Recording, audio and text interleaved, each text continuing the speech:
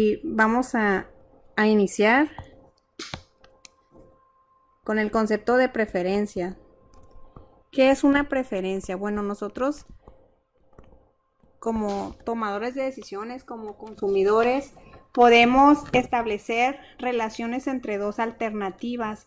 Podemos decir cómo dos canastas de bienes, dos bienes o más, o dos opciones nos gustan y podemos decir de qué manera preferimos una sobre otra o cómo decidimos una sobre otra, ¿no? O vamos a elegir una sobre otra. Esas relaciones entre nuestras opciones o alternativas, canastas de bienes, canastas de consumo, se establecen a través de estas relaciones. No puedo tener una preferencia que es estricta. Puedo ser indiferente o puedes tener preferencias también débiles, ¿no? Y el tipo de relaciones que podemos establecer es que tengo preferencias estrictas. O sea, si estoy combinando si estoy comparando alguna combinación de bienes, ¿no? Una combinación A con una combinación B, en donde la canasta A, por ejemplo, o la opción A, la alternativa A, se prefiere estrictamente sobre la B, o también puedo ser indiferente entre la canasta de consumo A y la B, o puedo preferir débilmente la canasta de consumo A sobre la B. No hay una formalización detrás de las preferencias, y ya cuando lo relacionamos con el concepto de utilidad, pues las podemos plantear también de una manera gráfica. Ahora, las preferencias, pues también tenemos algunos supuestos en torno a nuestras preferencias, ¿no? En torno a ese orden que le damos a lo que nos gusta y cómo nos gusta. El concepto de preferencia hace referencia a que pues podemos elegir deseos que son incontables, ¿no? Eso que nos gustaría, podemos decir qué tanto nos gustaría tener de un bien, qué tanto nos gustaría consumir de otro bien. Y las preferencias es ese escenario en donde tenemos la capacidad de decir qué nos gusta y cómo nos gusta. Y al momento de estar planteándolo como supuestos en esta teoría del consumidor, pues vamos a decir que las preferencias son completas. ¿Qué quiere decir que sean completas? Que nosotros como consumidores vamos a tener la capacidad de decir qué opción preferimos. Es decir, vamos a tener la capacidad de comparar, ¿no? Puedo decir que prefiero débilmente la canasta de consumo. Recuerden que pues aquí hay combinaciones de bienes en cada una de las canastas, ¿no?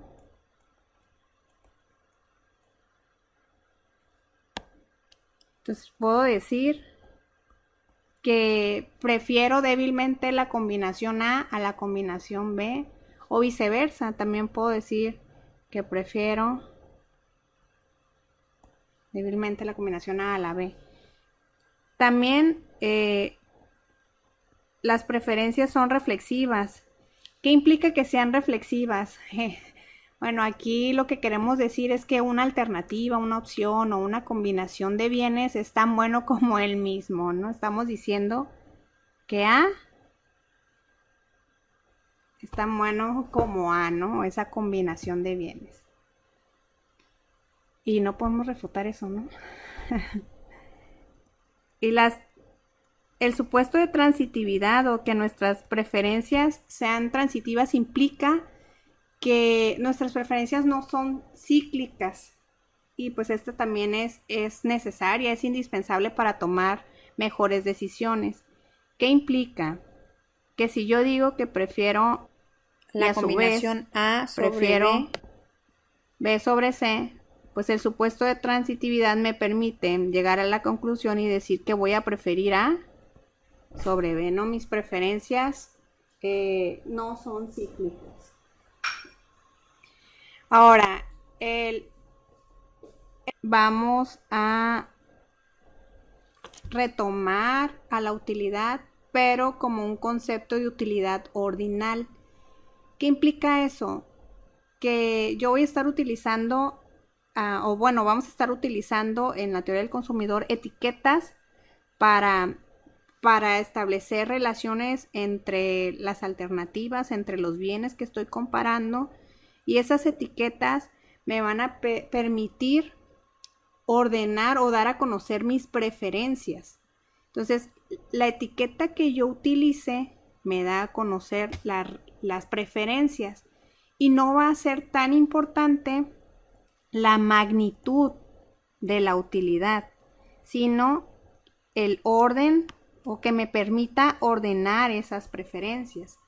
Entonces utilizo también funciones, ya nos apoyamos por supuesto igual que en la teoría del productor, ¿no? En matemáticas, y el modelo pues tiene un sustento matemático, y las preferencias las plasmamos a través de una función de utilidad, en donde la utilidad que obtengamos, el nivel de satisfacción que un consumidor, que un individuo obtenga al consumir los bienes X y Y, pues va a depender de eso, de las cantidades que consuma de ambos bienes, ¿no? De X y Y. Y aquí les digo, la magnitud no es importante, sino el hecho de que me va a estar reflejando mis preferencias o las preferencias de los consumidores. ¿Cómo es que podemos relacionar entonces el concepto de utilidad y el concepto de preferencias? Pues a través de lo que se conoce como curvas de indiferencia. ¿Qué es una curva de indiferencia?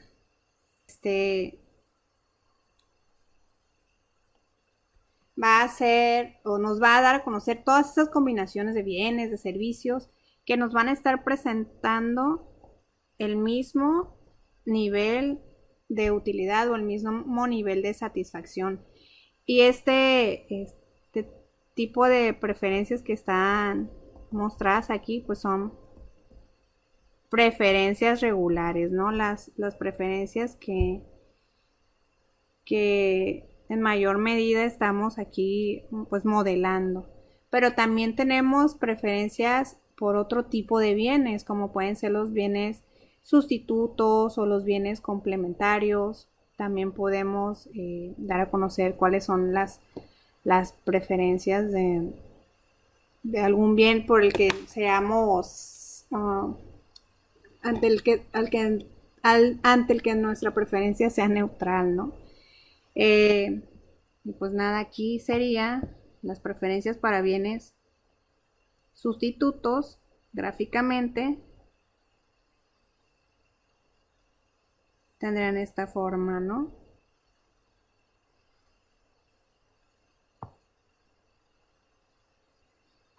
Siempre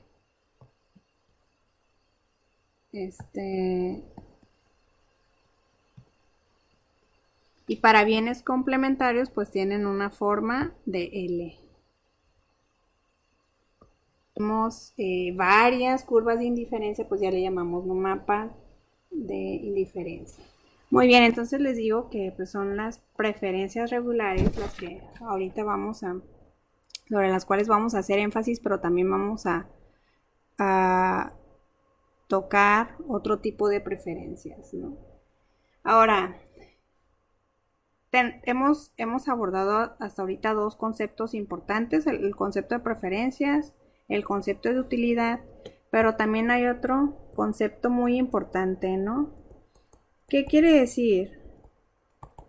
Que en las preferencias nos dan a conocer pues que nosotros podríamos tener necesidades que son ilimitadas, pero pues nos vamos a encontrar ante recursos que son limitados, y esa limitante se plantea a través de la restricción presupuestaria.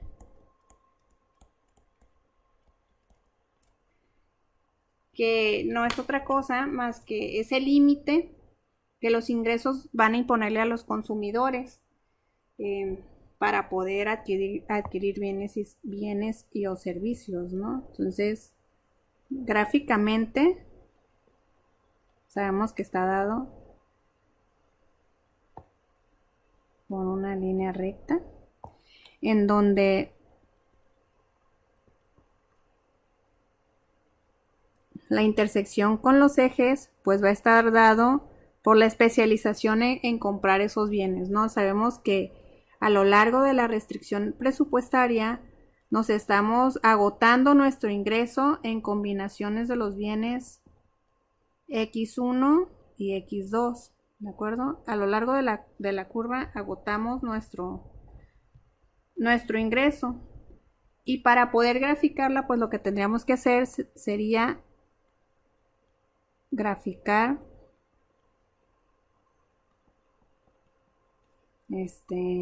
identificar los puntos que hacen intersección con los ejes, y pues sería que destino en este punto, que destino todo mi ingreso a consumir el bien 1, y en este otro punto pues que destino todo mi ingreso a el consumo o a la compra del bien 2, ¿no?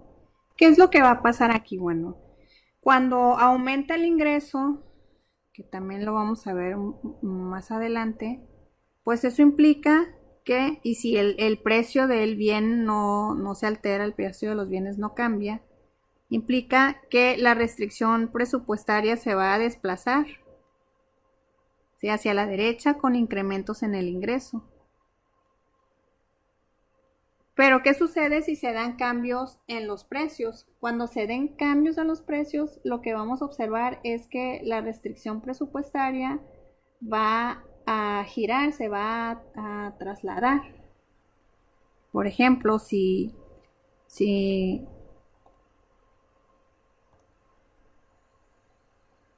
aumenta el precio del bien 1,